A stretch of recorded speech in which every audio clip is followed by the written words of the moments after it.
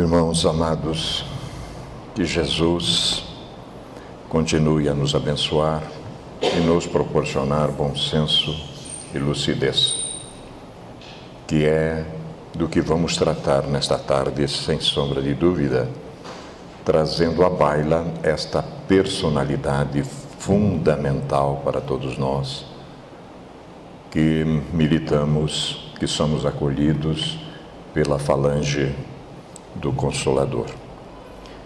Embora o nosso insigne codificador Allan Kardec não tenha necessidade disso, outubro para nós é um mês especialíssimo, não porque tenhamos renascido em outubro, mas sim realmente porque ele marca o mês de outubro para nós no movimento espírita, renascendo em Lyon em 3 de outubro de 1804, com a tarefa específica de coordenar, compilar, nos proporcionar a estrutura doutrinária da qual nós temos a honra de pertencer. Iluminou as nossas vidas, sem sombra de dúvida, completando no seu périplo existencial, que não foi muito longa, mas altamente profícua.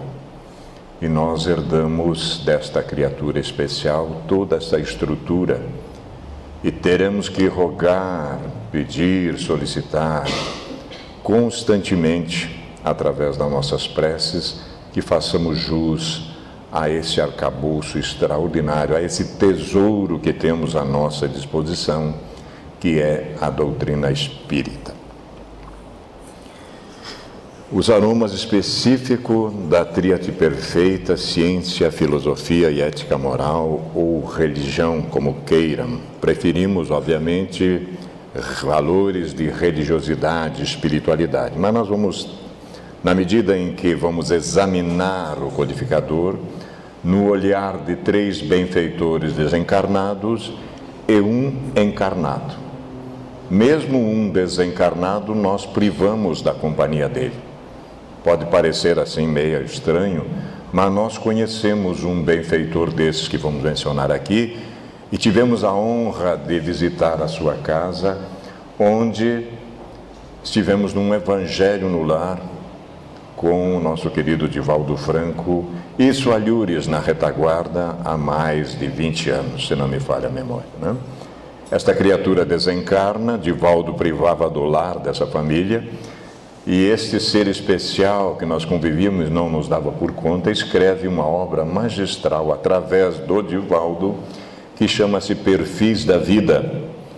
Neste livro, Perfis da Vida, esse companheiro querido, que era meu superior hierárquico, era militar também, ele escreve o perfil de Allan Kardec. Surpreendentemente, nós introduzimos na exposição para que a gente aprenda alguma coisa a mais de uma visão que a gente tem aqui no mundo físico e de uma nova visão ampliada que a gente tem da dimensão espiritual. Seguiremos esse roteiro que nós chamamos de amor e de sabedoria, o emblema do trabalho do Criador, nós ficamos sabendo isso também pela doutrina consoladora, as condições sine qua non para a assistência dos bons espíritos. Pode parecer meio assim estranho, né? Mas nós vamos ver que há condições para tais. O codificador e o colossal edifício do Espiritismo, olhos de ver e ouvidos de ouvir. Jesus usava muito esta expressão nos seus discursos às multidões. Dentre elas, que era a paixão de Jesus, a multidão, havíamos lá já seres com abrangência, percepção mais aguçada. E eram aquelas criaturas que Jesus dizia, porque vocês serão, logo em seguida, os meus multiplicadores, obviamente. Isso não significa que eram, inclusive, os discípulos, que foram depois também multiplicadores. O reencontro dos valores cristãos esquecidos e ou desprezados. O perfil kardeciano, e vamos fazer algumas considerações finais. Os senhores, meus queridos, não devem ter percebido que nós temos matéria aqui para irmos até meia-noite. Se tiverem paciência, né? Obviamente que não é a nossa pretensão, em 50 minutos e 1 hora, falarmos desta alma nobre e fecharmos a questão, não. O ideal é que nós, depois de ouvirmos algumas pinceladas, nos aprofundar, procurar conhecer mais de perto essa criatura e o sacrifício, entre aspas, que um espírito superior faz para mergulhar no fluido denso e levar a cabo, obter êxito, sair vitorioso da sua missão, o que nem sempre acontece conosco. Antes de vir, nós prometemos 1001 coisa e depois a gente se queixa da vida, né? Então, como é que a gente trabalha essas questões, fundamentado no exemplo que esses seres queridos nos dão, né? Vale a pena, então, a renúncia, o sacrifício, por esses caminhos, obviamente. A missão do codificador, né? Aqui está, então, fundamentalmente um educador por excelência, não qualquer educador. Ele tinha 24 anos ainda, o professor Rivaio, recém-saídos das hostes do grande educador também, Pestalozzi, já em Paris. Intuiu ele que a educação seria a obra da sua vida. Mais tarde, depois, quando ele chega por volta dos 50 anos, é que ele vai perceber que não se tratava da educação formal, também da educação formal, mas a missão desta alma nobre era educar espíritos imortais, que somos nós, obviamente, né? Essa era a tarefa fundamental dele e o que ele faz com uma propriedade extraordinária. Nós vamos ver no transcorrer nós trouxemos o texto na íntegra para que não se perca nada, e do texto nós vamos tirar reflexões importantíssimas para as nossas vidas. Não se trata apenas de mencioná-lo, mas sim de absorver o máximo possível do exemplo desta criatura. Nascer, morrer e progredir sempre. Nascer, morrer, renascer ainda e progredir sempre. Tal é a lei. Nós vamos ver alguma coisa sobre esta frase que consta no dômen dele, que está hoje instalado no Père Lachaise, cemitério central de Paris, né? E que há flores novas todos os dias naquele dômen. É um mistério, obviamente, né? Tem alguém que ama tanto o codificador que providencia que todos os dias existam flores novas no seu dômen, que está lá no cemitério central. E esta frase consta no dômen, com estilo druida, muito interessante, nós vamos saber também por quê. Então, todos nós, esta é a lei para todos nós. Nós renascemos, desencarnamos, nós renascemos de novo e progredimos sempre. Essa é a lei, até chegarmos, obviamente, à perfeição. Dizem os benfeitores, agora estamos tirando o material diretamente do Livro dos Espíritos, que é a nossa obra fundamental, né? Dizem os benfeitores para ele, o codificador: ocupa-te, cheio de zelo e perseverança, do trabalho que empreendeste com o nosso concurso, pois esse trabalho é nosso, dele também, nós vamos ver, dele também. Nele pusemos as bases de um novo edifício que se eleva e que um dia há de reunir todos os homens no mesmo sentimento de amor e caridade, apesar dos homens. Não adianta, é irreversível, é determinação divina que o amor vai acabar vencendo de qualquer maneira. Mas antes de o divulgares, revelo-emos juntos a fim de lhe verificarmos todas as minúcias. Estaremos contigo sempre que o pedires, para te ajudarmos no teu trabalho, porquanto esta é apenas uma parte da missão que te está confiada e que já um de nós te revelou. Entre os ensinos que te são dados, alguns há que deves guardar para ti somente até nova ordem. Quando chegar o momento de os publicares, nós te diremos. Enquanto esperas, medita sobre eles, a fim de estares pronto quando te dissermos. Ah, meu Deus! A gente estava lendo uma página agora há pouco ali do benfeitor Emmanuel e um estalo na cabeça. Coisas que a gente não se percebe às vezes, de repente, por que será essas coisas, né? Porque estamos abrindo a nossa percepção e aí fica mais fácil de compreender essas questões. A cepa, o facsílime que os espíritos desenharam, vamos traduzi-la. Esta imagem foi enviada mediunicamente da dimensão espiritual. O que significa ela para nós? Tradução dela. Porás no cabeçalho do livro, está lá no Livro dos Espíritos, a cepa que te desenhamos, porque é o emblema do trabalho do Criador. Ele não sabia disso, né? Aí se acham reunidos todos os princípios materiais que melhor podem representar o corpo e o espírito. Uma simbologia, né? O corpo é a cepa, o espírito é o licor, a alma, o espírito ligado à matéria, é o bago. O homem que intensencia o espírito pelo trabalho. E tu sabes, vejam bem, que só mediante o trabalho do corpo o espírito adquire conhecimento. Senão a gente ficava na nuvem tocando harpa e hosanas para o Criador. Uma beleza. Não. Foi criado o mundo físico por uma razão fundamental. Põe eles no corpo físico para ver se eles não se viram. Faz sentido ou não? E tu sabes que é só no corpo que a gente adquire conhecimento. Não te deixes desanimar pela crítica. Encontrarás contraditores encarniçados, sobretudo entre os que têm interesse nos abusos. Encontrá-los-á mesmo entre os espíritos. Não é porque eu desencarnei que eu virei santo. Pode acender vela à vontade. Bobagem. Não muda não. Não muda assim não.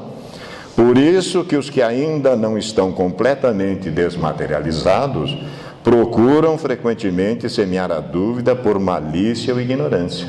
Vide o período atual. Está uma beleza. Está uma beleza. Capaz de nesta noite ainda se arrebentarem, entendeu? Estamos esquecendo que deveríamos unir forças em torno do país e não separar, entendeu? Prossegue sempre, crê em Deus e caminha com confiança. Aqui estaremos para te amparar e vem próximo o tempo em que a verdade brilhará de todos os lados. Nós estamos falando do século XIX, 1857. A vaidade de certos homens que julgam saber tudo. Quando se fala em homem, se fala na personalidade. E tudo querem explicar a seu modo, dará nascimento a opiniões dissidentes. Não foi assim tão diferente conosco também. Mas todos os que tiverem em vista o grande princípio de Jesus se confundirão num só sentimento, o do amor, do bem, e se unirão por um laço fraterno que prenderá o mundo inteiro. Estes deixarão de lado as miseráveis questões de palavras para só se ocuparem com o que é essencial. E a doutrina será sempre a mesma, quanto ao fundo, para todos os que receberem comunicação de espíritos superiores. Se não for espíritos superiores, pois é complicado. Com a perseverança é que chegarás a colher os frutos de teus trabalhos. O prazer que experimentarás vendo a doutrina propagar-se e bem compreendida, que é o nosso problema, bem compreendê-la, será uma recompensa cujo valor integral conhecerás talvez mais no futuro do que no presente. E foi o que aconteceu. Não te inquietes, pois, com os espinhos e as pedras que os incrédulos ou os maus acumularão no teu caminho. Conserva a confiança, com ela chegarás ao fim e merecerás ser sempre ajudado. Então é uma conversa em nível altíssimo dos numes tutelares da humanidade, com um deles, que era o próprio codificador, que renasceu por ter competência e qualificação para tal. Lembra-te, e agora é para todos nós, que os bons espíritos, aqueles que sabem todas as coisas, só dispensam assistência aos que servem a Deus com humildade e desinteresse, e que repudiam a todo aquele que busca na senda do céu um degrau para conquistar as coisas da terra. Isso aqui me dá um negócio, meus irmãos, dói dentro, porque estamos aqui enquadrados até o pescoço, a maioria de nós, que se afastam do orgulhoso e do ambicioso. O orgulho e a ambição serão sempre uma barreira erguida entre o homem, a personalidade, e o Pai Criador. São um véu lançado sobre as claridades celestes, e Deus não pode servir-se do cego para fazer perceptível a luz. Mas isso Jesus tinha dito com todas as letras, né? Um cego não pode conduzir outro cego. Caem ambos no fosso. É a metáfora que Jesus se utiliza.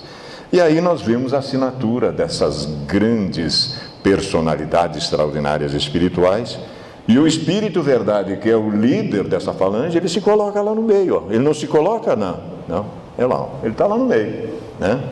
E aí a gente vê os numes tutelar da nossa sociedade, né? Determinação divina, vocês agora retornem, se utilizando exatamente da igreja da revelação espiritual, que é a faculdade mediúnica, que não é templo de pedra, né? E vocês agora passem a mensagem. Então começa a estrutura. Alguém vem para cá, compila essas informações todas e coloca à disposição da sociedade, que ele vira as costas. Ele vira as costas. Mas chegará um dia, como nós vimos, o amor vai ter que prevalecer, porque o sofrimento será tanto que não terá outro jeito. Estamos sendo castigados? Não, é porque nós somos rebeldes mesmo, né? Somos terríveis. Então, alternativas outras existem para que a gente volte para o trilho. Aí está o capítulo 6º de O Evangelho segundo o Espiritismo.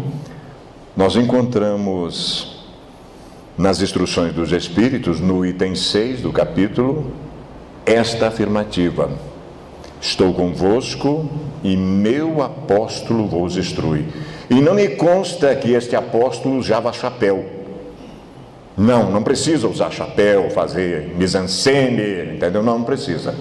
Precisa ter condições ética-moral. Aí sim é que funciona. Mas essas criaturas é que nós viramos as costas muitas vezes e seguimos os de chapéu, porque a gente fatura 1 milhão, né? Ou pelo menos promete que a gente vai faturar 1 milhão. Quanta bobagem, obviamente. Instruções do codificador. Primeira delas: o apego às coisas materiais constitui sinal notório de inferioridade. Porque quanto mais se aferrar aos bens deste mundo, tanto menos compreende o homem o seu destino. Problema, meus queridos, que nós estamos chegando em Marte. Inteligentíssimo, intelectualmente estamos chegando em Marte. E ainda não sabemos quem somos, o que estamos fazendo aqui.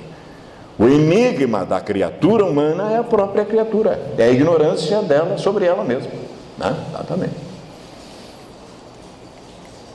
Amar o próximo como a si mesmo, fazer pelos outros o que quereríamos que os outros fizessem por nós, é a expressão mais completa da caridade, porque resume todos os deveres do homem para com o próximo.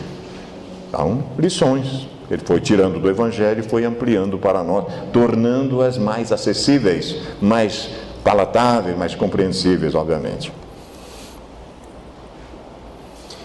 Não que outros missionários não tivessem aportado antes dele, muitos realmente, ases do conhecimento, que dilataram os imensos horizontes do saber, místicos que se embrenharam nos dédalos do self, do espírito imortal, aprendendo vitórias sobre si mesmos, santos que rasgaram sendas luminosas no matagal das aflições, apóstolos que fizeram da renúncia e da humildade os baluartes da própria força, filósofos que ensejaram a razão, o campo da investigação, cientistas corajosos e audazes que ofereceram a vida física em prol das pesquisas inapreciáveis na preservação de milhões de outras vidas, e heróis missionários do amor, sacerdotes da fraternidade, operários sublimes, todos eles do Pai Construtor, encarregados de impulsionar o progresso da terra,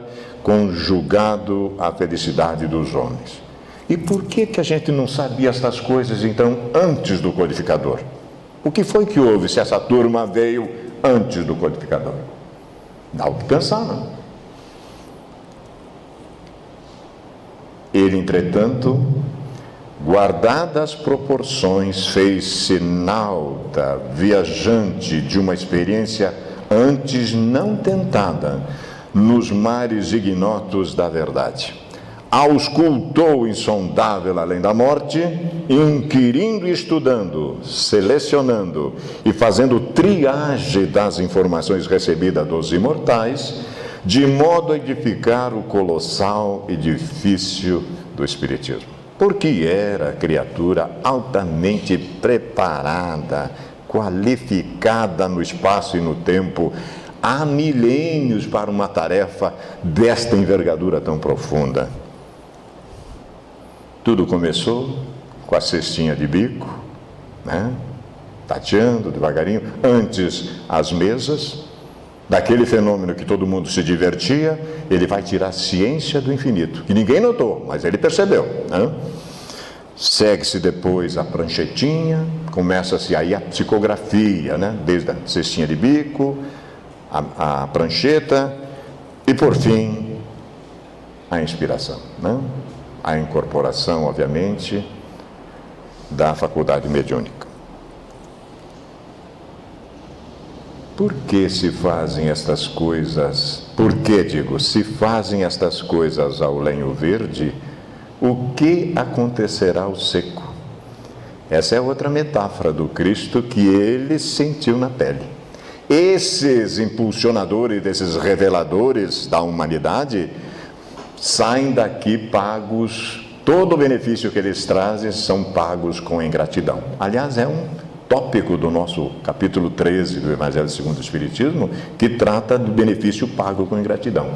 A maior ingratidão foi nós colocarmos um anjo na cruz e liberarmos um celerado.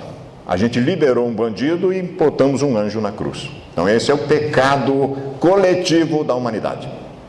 Dizer que foram os outros, será? Né? Tem que ter muito cuidado com isso. Terrível, uma imagem choca a gente, né? Como é que a gente chegou a esse ponto, né? Mas por que este slide está colocado aqui? Vejam só. Nem um só momento se deixou empolgar pela vitória conseguida ao peso das lágrimas, nem jamais se quedou desanimado sob o fardo das incompreensões, quando crivado pelas farpas da inveja e da calúnia. Sociedade Parisiense de Pesquisas Espíritas, 1858, a primeira sociedade espírita do mundo. Muitas vezes ele dizia que recebia um abraço pela frente e um punhal nas costas, né? Então, assim é coisa complicada. Não se permitiu o luxo dos triunfos fáceis, nem aceitou a coroa da consagração. A própria vida celeremente se distinguiu no corpo somático, logo se permitiu conquistar o país do conhecimento, demandando a imortalidade, antes que os lauréis da gratidão de qualquer glória lhe pesasse sobre a cabeça veneranda. Aí o tranquilo, 65 anos físicos, gastou tanto aquele organismo, utilizou-se tanto da matéria que um infarto o leva de volta para a dimensão espiritual. Mas saiu da vida física trabalhando, fazendo realmente a tarefa dignificante, né? Antes, outros espíritos de escol também velejaram pelas regiões desconhecidas do após o túmulo. tomando apontamentos, registrando observações. Muitos se embrenharam pelas veredas da vida além da vida e se detiveram deslumbrados no pórtico da revelação. Meu Deus, que coisa interessante! Mas, será que foram à frente? Será que legaram esse conhecimento em códigos para a humanidade? Os que se atreveram a adentrar-se pelos recônditos da imortalidade procuraram explicações mirabolantes, formulando hipóteses rocambolescas ou fortemente impressionados, se recolheram à meditação profunda, ao flagício, à oração. Mas compartilhar a notícia, será que algum teve coragem de fazê-lo? Os que facultaram apresentar o resultado do descobrimento experimentaram a zombaria dos conterrâneos e, não raro, desencantados, refugiaram-se no silêncio ou arderam em piras crepitantes. Ele próprio, nós vamos ver, já tinha passado por essa situação. Ele próprio, nós vamos ver como é verdade isso. Olhem aqui, vocês hoje estão queimando um ganso, mas dentre um século, em breve, encontrar-se-ão com um cisne, e estes cisnes vocês não poderão queimar. Jan Hus, em Husinec, no reino da Boêmia, no século XIV, entre o século XIV e o século XV.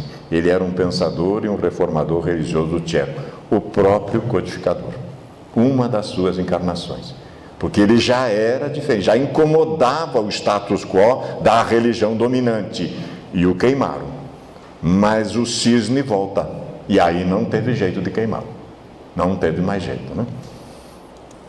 Aí está, então, a figura desse benfeitor da humanidade, e na personalidade de Jan Hus. Ele não se deteve a observar somente, nem se aquietou a experimentar emoções.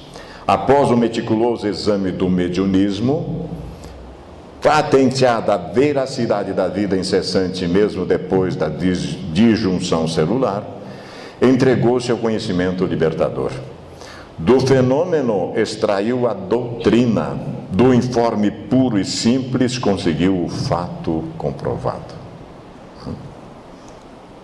Enfrentando os imortais, não os temeu, não os exaltou, inquiriu-os e analisou-os a todos quantos passaram suas informações pelo crivo da discussão, do debate franco, do exame rigoroso, a ponto de muitas vezes os benfeitores dizer: mestre, por hora basta, porque ele ia além realmente.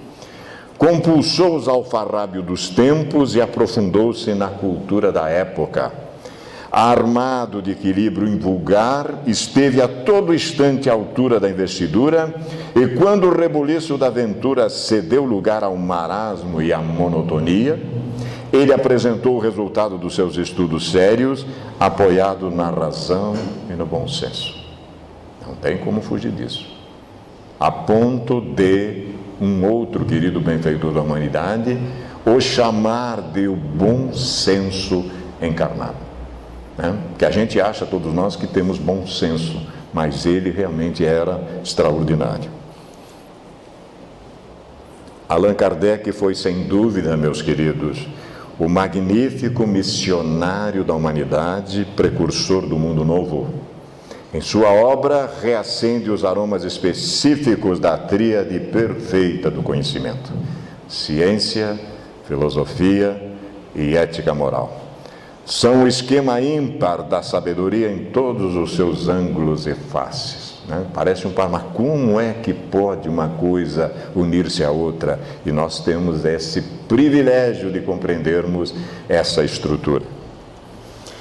Transcorrido o primeiro século da codificação kardeciana, 18 de abril de 1857, este ano nós estamos comemorando 157 anos, mais se fazem atuais os seus ensinos e conclusões, ensejando elucidações valiosas para os enigmas que surgem no momento em que roem e os tabus e os preconceitos, né?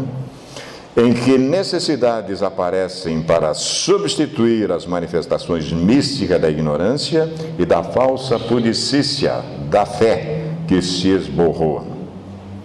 Dito e feito, há hoje na Europa templos magníficos que são visitados apenas por turistas. Gradativamente, aquela fé que nós tínhamos antigamente, através da razão e do bom senso agora, começa a desaparecer. Hoje os templos religiosos são visitados por turistas, enormes templos. Aqui no Brasil, inclusive, tem até um de Salomão muito interessante, né? Por esta razão é que se faz imperioso estudar o Espiritismo, trazendo os informes desses dias para examiná-lo à luz mediana da doutrina, clareando as nebulosas informações de psiquistas e parapsicólogos, os problemas morais ao estudo sistemático da moral espírita e as conclusões da ciência ao ensinamento doutrinário. Temos respostas para isso.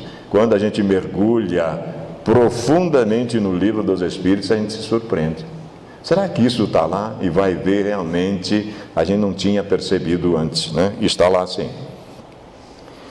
Não olvidar, no entanto, que os descobrimentos e as informações de caráter eminentemente revelador no campo do mundo, aos homens do mundo competem, sendo a doutrina mesmo o guia moral e espiritual para todos nós, não pretendendo, como não o fez o codificador, resolver ou realizar as tarefas que ao espírito encarnado, a personalidade, ao homem, incumbem como medida imperiosa de crescimento e evolução.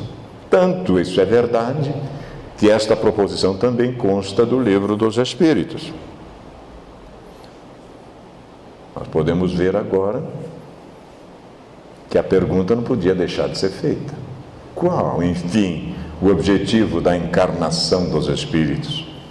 Nós vimos aqui que é para adquirir conhecimento. Mas há uma questão proposta que realmente aprofunda essa situação. Deus lhes impõe a encarnação, nos impõe a encarnação com o fim de fazê-lo chegar à perfeição. Então essa é a razão fundamental. Mas tem mais. Para uns é expiação, para outros missão. Mas para alcançarem essa perfeição tem que sofrer todas as vicissitudes da existência corporal. Pergunto, amados, já sofremos todas as vicissitudes da vida corporal?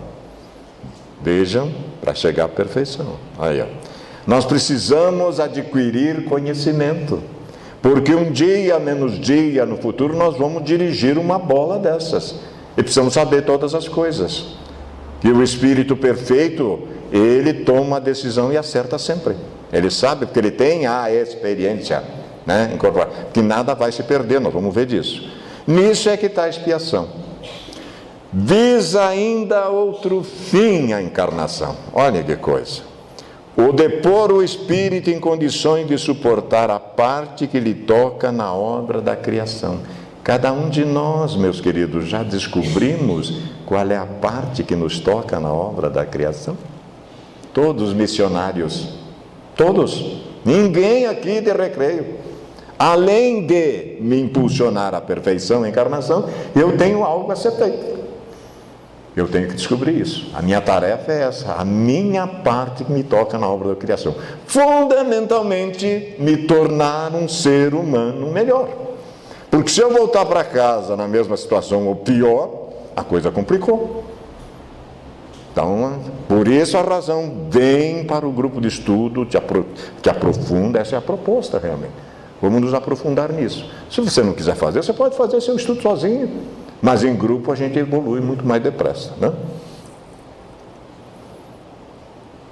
Estudemos mais e analisemos melhor o Espiritismo, porquanto com suas lições no coração e na mente, encontraremos o pão e a luz, o instrumento e a rota para levar-nos à harmonia e à paz real. Interessa a gente ficar em harmonia, ter paz real? Mas não é só isso que eu queria da vida? Não? Viana de Carvalho escreveu isso à luz do Espiritismo. Mais uma lição do codificador. Diz ele para nós, o livre pensamento eleva a dignidade do homem, dele fazendo um ser ativo, inteligente, em vez de uma máquina de crer. Tem que buscar. O Evangelho propõe bater, buscar, pedir, movimento, senão a coisa não cai no colo de maneira nenhuma. Que os espíritas sejam, pois, os primeiros a aproveitar os benefícios que o Espiritismo traz e que inaugurem entre si o reino da harmonia que resplandecerá nas gerações futuras. Olha só nossa responsabilidade. Daqui a pouquinho, meus irmãos, nós retornaremos para casa. Iremos para a nossa colônia espiritual, que não está tão distante daqui, não. Reprogramaremos uma nova existência. E que mundo vamos querer encontrar depois dessa loucura que estamos vendo aqui agora? E se nós não fazemos nada, o que vai acontecer? Pelo menos partamos com a consciência em paz de que a nossa parte foi feita. E alguém irá agradecer por nós. Estas crianças queridas que estão chegando, Estão chegando, estão aí. Lá em casa tem 3 que estão me tirando os cabelos, o resto que me resta.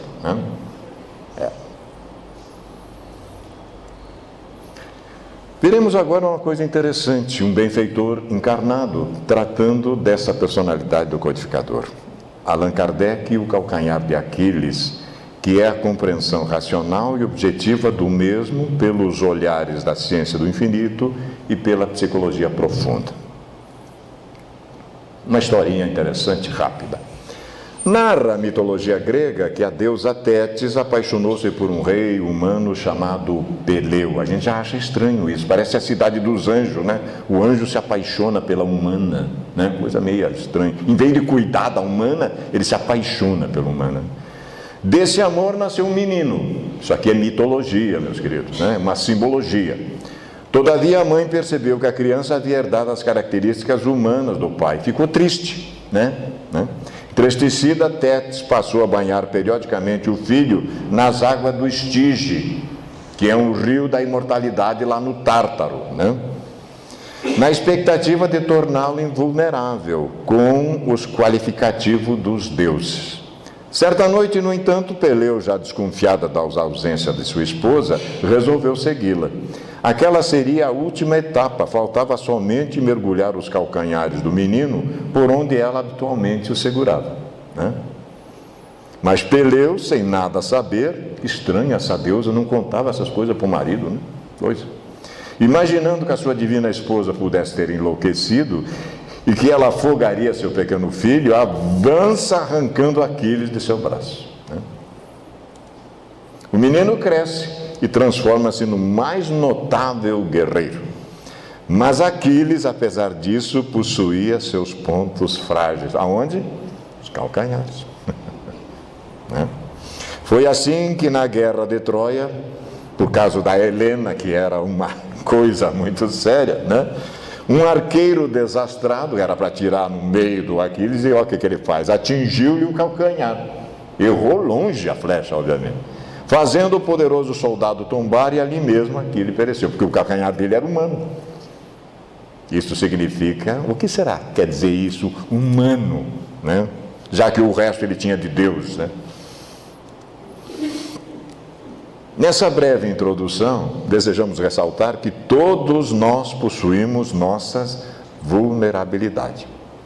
Na convivência humana, esses calcanhares se chocam, se atritam, provocando no panorama do mundo contemporâneo, com sua cultura utilitarista, uma espécie de esvaziamento das relações. No cerne dessa temática surge o problema da decepção com o outro que foge determinantemente de nossas idealizações de perfeição. Eu vou me casar com a Madalena, eu tenho falado aqui, porque ela vai me fazer feliz, e aí a Madalena se manda. Bobagem. Eu não posso jogar minhas fichas todas no outro, eu tenho que jogar minhas fichas no meu autoconhecimento. Nós vamos ver isso como é verdade. Discutindo a chamada sociedade da decepção, o filósofo francês Gilles Lipovetsky afirmou, contemporâneo esse filósofo, Os valores hedonistas, a sobrecarga, os ideais psicoculturais, os fluxos de informação, tudo isso deu origem a um gênero de indivíduo mais introvertido, mais exigente, mas também mais vulnerável aos tentáculos da decepção. Então nós temos agora uma geração da decepção. Após a cultura do aviltamento e a cultura da culpabilidade, temos agora o tempo das culturas da ansiedade, da frustração e da decepção. Mas o que houve? O que houve? Né? A gente está fechado em casa com o computador. Né? Às vezes estamos fechados em casa, em quartos na mesma casa, as pessoas não se comunicam. Vejam só, quarto na mesma casa, cada um com um computador, né, e passando e-mail um para o outro. Achei isso muito interessante. Aconteceu lá em casa esses dias. Né? Para ele, uma das possíveis causas que ajudam a explicar esse fenômeno contemporâneo é o enfraquecimento dos dispositivos religiosos de sociabilização. Apesar das religiões, conforme Gie, não impedirem as manifestações de amarguras e os desafios humanos, olhem só, elas representam em sua versão conservadora, ontem lá, né? Uma espécie de refúgio, um ponto de apoio ou de consolação insubstituível. E até nisso elas estão fracassando. Até nisso também. Allan Kardec, muito antes de Gie, já afirmava durante a viagem espírita de 1862, o filósofo é contemporâneo agora, descobriu isso agora. O codificador já descobriu no século XIX. Olha como ele estava adiantado. Em discurso pronunciado nas reuniões gerais de Lyon e Bordeaux, que o homem chegou a um período em que a ciência, as artes e a indústria atingiram um limite até hoje desconhecido. Se os gozos que delas tiram satisfazem a vida material, deixam um vazio na alma. Eu já sabia disso. O homem aspira a algo melhor, sonha com melhores instituições, quer a vida, a felicidade, a igualdade, a justiça para todos. Mas como atingir tudo isso com os vícios da sociedade e, sobretudo, com o egoísmo? Esses dias, o Júlio, companheiro da SIAC, presidente da sociedade, disse que lá na terra dele, em Minas, tem um ditado muito interessante, que acentua o que é o egoísmo. Farinha pouca, meu pirão primeiro. Então, cada um pensa em si. No coletivo, que é bom, nada. Compartilhar. Já vi histórias de pessoas que dividiam um ovo em 4. Achei interessante também. Digo, nem tudo está perdido, né? Obviamente. Para Allan Kardec, a imperfeição humana é a fonte geradora de múltiplos conflitos. Aqui está a chave do problema, né? Mas eu trabalho berço-túmulo, eu não vou resolver nunca. Todas essas ciências que nós temos na Terra são materialistas. Não adianta, está faltando alguma coisa. Cadê o elemento espiritual? Não adianta. Ele observa durante um banquete que lhe é oferecido na cidade de Lyon, que o conhecimento do Espiritismo, olhem só, ele observou, não mais conduziria nem ao isolamento, nem ao desespero. Conhecimento do Espiritismo. Será que nós já conhecemos o Espiritismo? Ou nós continuamos ainda isolados? Sua influência educativa já havia corrigido muitas imperfeições, levado a paz a inúmeras famílias, propagando esperança e felicidade. 1862. Lyon, Bordeaux, grandes cidades francesas. Né? Dessa forma, é necessário trazermos o pensamento espírita em sua base kardeciana para fortalecermos nossa união. Diríamos nas palavras de Kardec no encontro com os espíritas de Lyon que esse banquete de amigos, meu muito amados confrades, como os ágapes de outrora, seja a garantia da união entre todos os verdadeiros espíritas. Né? Allan Kardec ofereceu valiosas instruções, algumas esquecidas ou ignoradas, mas que representam base fundamental para a real compreensão da doutrina espírita. Em seus discursos por ocasião da abertura e encerramento do Ano Social da Sociedade Parisiense de Estudos Espíritas, em suas várias viagens, não se furtava em conclamar os espíritos ao cultivo dos valores renovadores da alma. Portanto, ele fez a sua parte. O Espiritismo é proposta renovadora para os novos tempos. Com ele descobrimos veredas confortadoras para um novo horizonte existencial. Com ele reencontramos os valores cristãos esquecidos ou desprezados.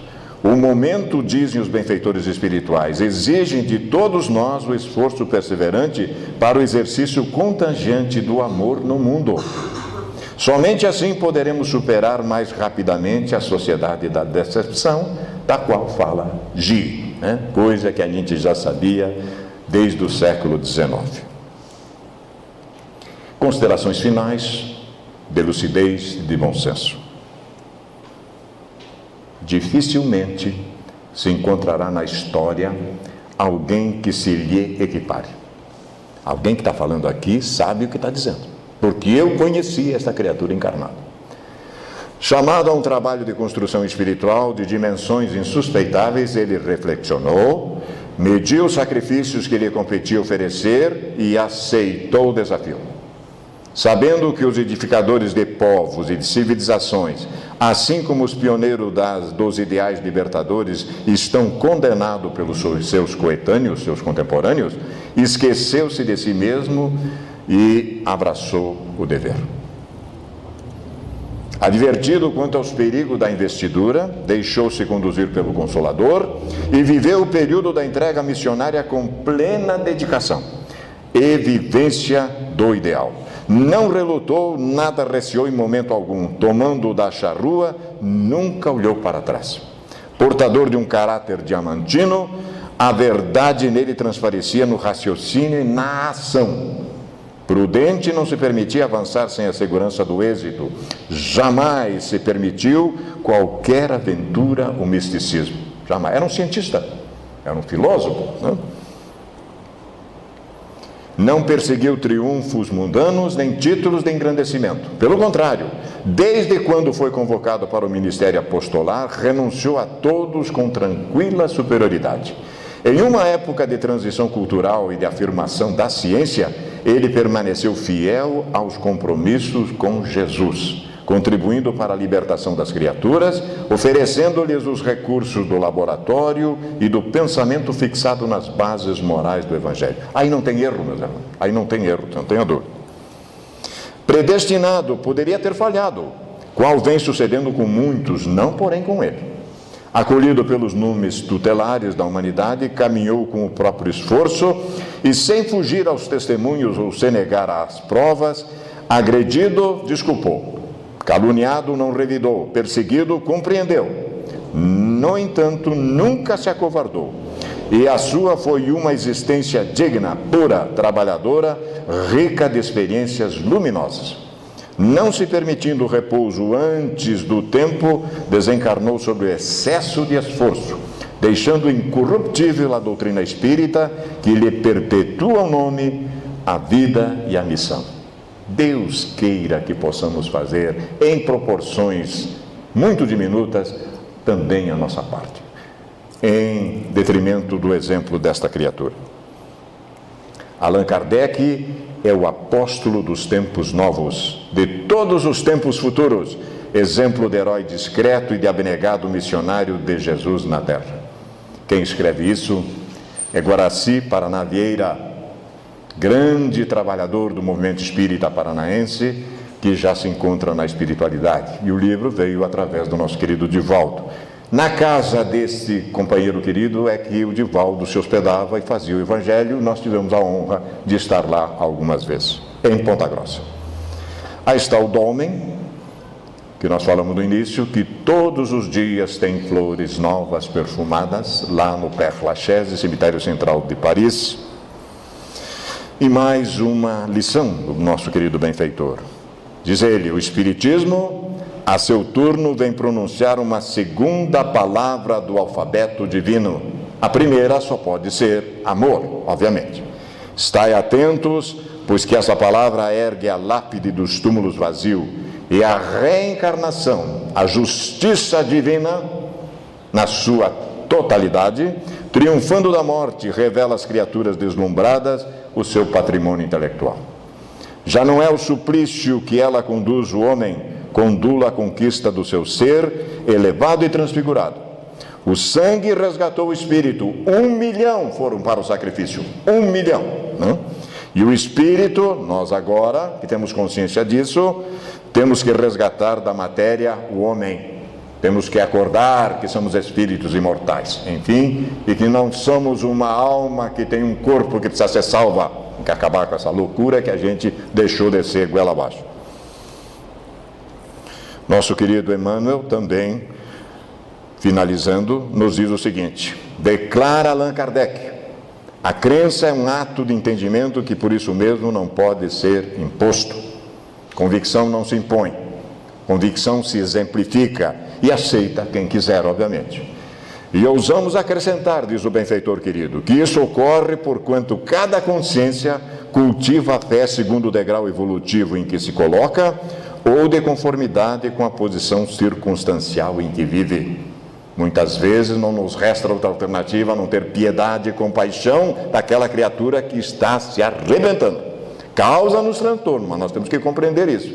O que não se pode é descer o nível dela, a não ser para ajudá-la. Não tem outro jeito. Não seria justo violentar o cérebro da criança o peso de indagações filosóficas, porque lhe não aceitemos as convicções infantis. Faz imperioso ouvi-la com paciência, guiando-lhe os raciocínios para os objetivos da lógica.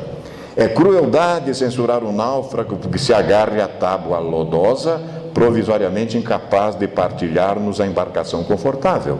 Ao invés disso, é forçoso que lhe estendemos concurso fraterno.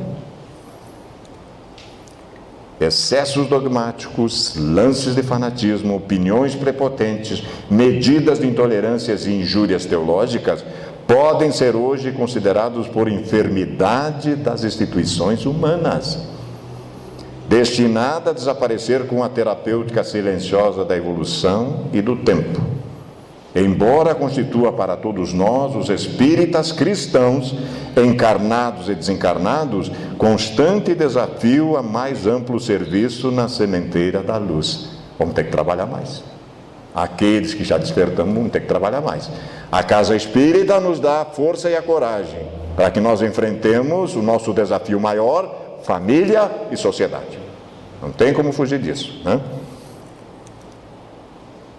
Sabemos que a individualidade consciente é responsável pelos próprios destinos, que a lei funciona em cada espírito, atribuindo isso ou aquilo a cada um conforme as próprias obras. Que Deus é o infinito amor e a justiça perfeita, e que as forças do universo não acalentam favoritismo para ninguém. Uma vez eu escutei alguém dizer: eu sou o cara, Deus olhou para mim e eu sou o cara. Será? Né?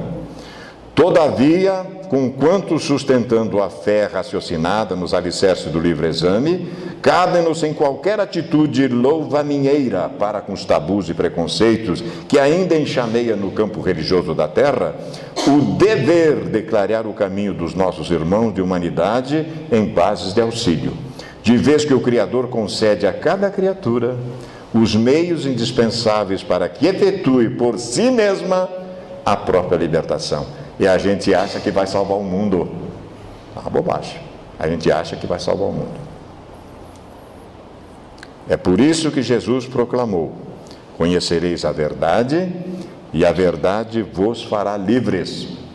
Não disse o mestre que o mundo já conhecia a verdade, nem precisou a ocasião em que a verdade será geralmente conhecida entre os homens. Mas dando a entender que a verdade é a luz divina, conquistada pelo trabalho e pelo merecimento de cada um, afirmou simplesmente: conhecereis. A condição no futuro, gradativamente conheceremos isso.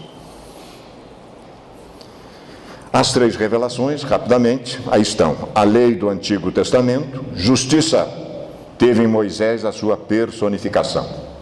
A do Novo Testamento, amor, tem-na no Cristo.